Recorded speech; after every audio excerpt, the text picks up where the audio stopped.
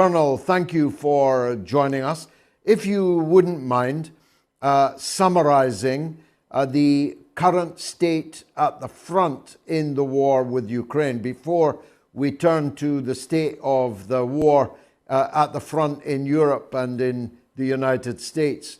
But as a survey of the battlefield, how would you describe it? Many thought that there would be a massive Russian offensive to coincide with the 12-month anniversary. That does not, on the face of it, seem to have yet occurred. No, it hasn't. It doesn't mean that it won't, but I'm not sure that anniversary was ever as meaningful to the Russians as it turned out to be here in the West. I think that the situation is as follows, that you have southern Ukraine, which is largely under the control of the Russians. When I say largely, I think they now control the Donbass. They have annihilated most of Ukrainian forces that were challenging their control of the Donbass. So this long-term economy of forced defense is gradually coming to an end. They have marshaled enormous forces in Belarusia, in Western Russia, and in southern Ukraine. When I say enormous, you're talking about 550,000 to 600,000, with another 100,000 behind that inside Russia itself. They have stockpiled enormous quantities of artillery ammunition because 75% of the casualties inflicted on the Ukrainians have been inflicted by artillery, missiles, rockets. The Ukrainians are now coming close to 200,000 dead and well over 300,000 wounded. The situation for the Ukrainians is dismal, to say the least. It's really very bad, which is one of the reasons that Mr. Zelensky very recently, in fact, within the last 24 hours, talked about American soldiers and British soldiers and others from Western Europe coming to fight in Ukraine, because he has no chance whatsoever of winning.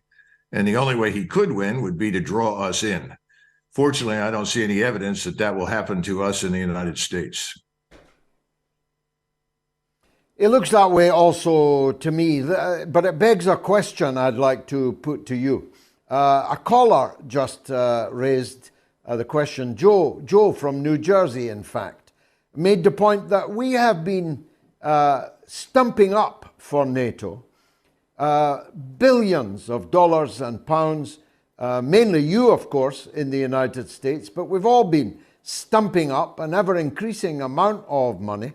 Donald Trump, I remember, toured Europe and demanded that we pony up some extra for our own defense, and we did. Where did all that money go? How come NATO doesn't have any tanks, have any ammunition? They're all saying they can't give Ukraine any more. The German Defense Minister, Pistorius, just said that the German armed forces can no longer defend Germany. They better hope no one attacks them. Where did all the NATO money go if it did not go on military hardware? Well, that's an important question. It deserves a good answer. First of all, the European states, including yours, Great Britain, have dramatically scaled back the size of their forces, so that you have relatively few soldiers, sailors, airmen who are ready to fight. That's the first point in any of the European countries. By the way, we've done something very similar.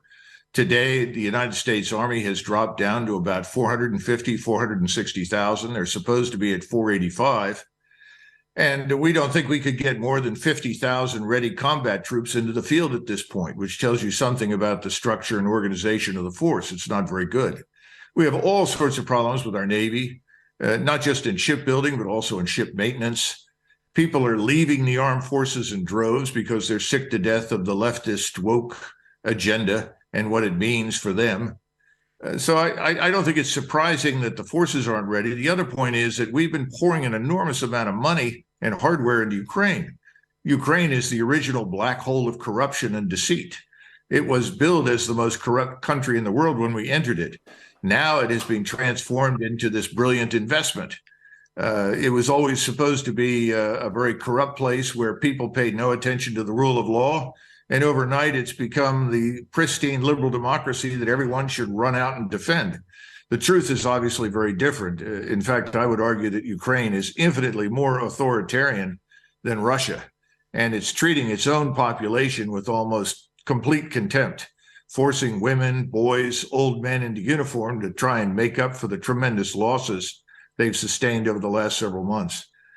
So to answer your question, none of this should surprise anybody. We've got lots of generals, lots of bands, lots of admirals, not many ships, and the money doesn't produce combat power, but it certainly maintains large numbers of comfortable headquarters in NATO. How brilliantly summarized. I'm almost speechless. But luckily not entirely speechless. What does it tell us, though, also? I don't remember you ever being speechless. What does it tell us about the military-industrial complex on each side? Russia seems to be able to produce unending, a bottomless supply of military hardware and ammunition, and the West cannot. What does that say about the Western capitalist economy compared to the capitalist economy in Russia, but with still quite a centralized command pool in their economic affairs? And of course, if we turn to China, we have an entirely state-directed economy, albeit with huge levels of private enterprise within them. Do you see any lessons on the superiority, at least on the military field, of these respective and competing sides?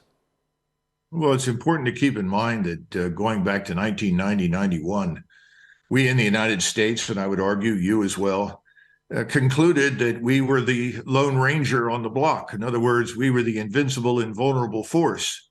We annihilated this weak Arab army almost overnight with very little difficulty and decided there was no one else that could challenge us.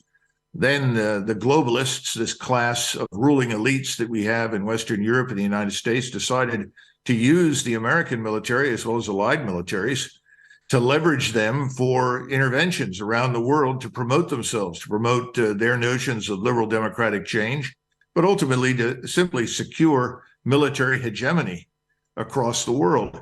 At the same time, we began investing in very expensive but limited sets of equipment and technologies that are very good, but also fragile. Meanwhile, in Russia, which was recovering from near total economic collapse, began rebuilding itself. And its army was not that large when it first intervened in February of last year. It actually was quite small, maybe 150,000, 180,000 professional soldiers with about 130,000 draftees, but really a limited force designed for territorial defense. However, they did maintain the industrial base and they readied it for use, which meant that they could ramp up very quickly. And their weapons, in some cases, are very complex, by no means inferior to our own. They have all the microcircuitry, the precision guidance, they have the satellite arrays and the global positioning systems. But most of their weapons are more rudimentary and I would argue rugged, easier to rapidly produce. And you have Mr. Putin at the top, who has enormous support from the Russian population. The Russian people are enraged at what has happened. They realize that their country is really at risk because the United States and its friends in Europe have declared Russia a place that has to be destroyed, whose leadership has to be removed, and whose country should be dismembered. Under those circumstances, you're not going to find very many Russians that don't support the war that Mr. Putin has ramped up to fight. But we don't have those surge capacities, so that once we ran through relatively limited sets of equipment, we were in no position to ramp up an industry that is so small that it would take years to expand. So right now we're spending a lot of money, but we're not getting nearly as much for our buck as President Putin is. When you go to China, I would argue it's even more acute there. In China, their current military industrial production capability is twice what ours was during World War II. So for the Chinese to ramp up quickly and provide equipment, ammunition, technology, whatever, to Russia is a very straightforward and easy achievement. But for us, it's a nightmare. And it's even more of a nightmare in Europe, where the Europeans, particularly the Germans, literally disarmed themselves. And yet, these pipsqueaks on the Western side, or semi-imbeciles in the case of Biden, almost certainly demented. They're never done talking about war. They're never done threatening people. And they're even... They haven't figured out... It appeared... George, they haven't figured out that Russia is not Serbia. Russia is not Iraq. You know, these people are drunk on 30 years of easy victories over relatively small countries that could not effectively defend themselves. That's not Russia. Their resources are in abundance. You can't isolate Russia. Russia's economy is large enough and important enough for China, for India, for the rest of the world, that we can't possibly isolate it and stop them from trading and expanding. Their economy, as you know, is doing much better than anybody in Europe. And I would argue, if you look at their sovereign debt, it's almost minuscule compared to ours, which is crushing. So, you know, there was no serious thinking invested in this proposition. People wanted to bully Russia. They've been trying to bully Russia for 20, 30 years. The 2014 coup that installed this illicit regime in power that's full of hatred for Russia was manna from heaven for Washington. It thought it could build up an attack force in Ukraine that could destroy Russia. And they poured lots of money and training and equipment into it. But they always underestimated Russia. They behaved as though this was just another developing country that could be crushed underfoot. Didn't work. It's not going to work. Yeah, that begs a question then. Are we ruled by fools or knaves? I'm not sure which would be worse, but are they so stupid they imagined that Russia would be so isolated, would be rolled over, that they can defeat Russia and China? Is this because they're fools, or do they know the truth and are merely extorting the rest of us, playing some kind of fatal poker game? Well, I think you've described all of it. Certainly we have our share of fools. There's no question about that. People that don't understand what the word war actually means. I mean, we haven't seen a real war, knockdown, drag out wars for what, 80 years? And so people have lost their fear of it. Americans don't understand. The war can come here. Russia can escalate horizontally. We are not sitting in splendid isolation, immune to attacks from Russia. And I'm not talking about nuclear weapons. I'm talking about a whole range of capabilities. Americans have no idea. The people in Washington are out of touch with reality. They have been sitting on top of the mountain for so long, they've lost sight of the people struggling to climb the mountain below them. So I think it's a combination of everything you said. That along with the death of integrity in terms of reporting and news, we've had the death of strategy. No one establishes attainable objectives. No one balances ends against means. We launch impulsively in a direction and expect the whole world to follow. I think we're marching ourselves into oblivion, frankly. Many people watching this will be actually gasping and wishing that you yourself were in the White House. I do hope you'll consider that, Colonel. But lastly, you mentioned Putin. Well, I hope you think about that again. But the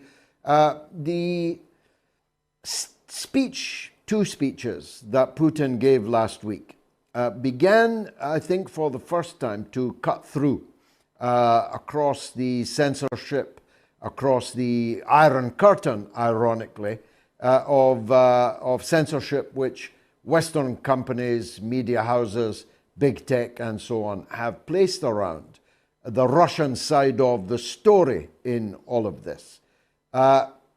In those speeches, he posited what I'll call the civilizational issues involved here. And I thought that his arguments were extremely powerful.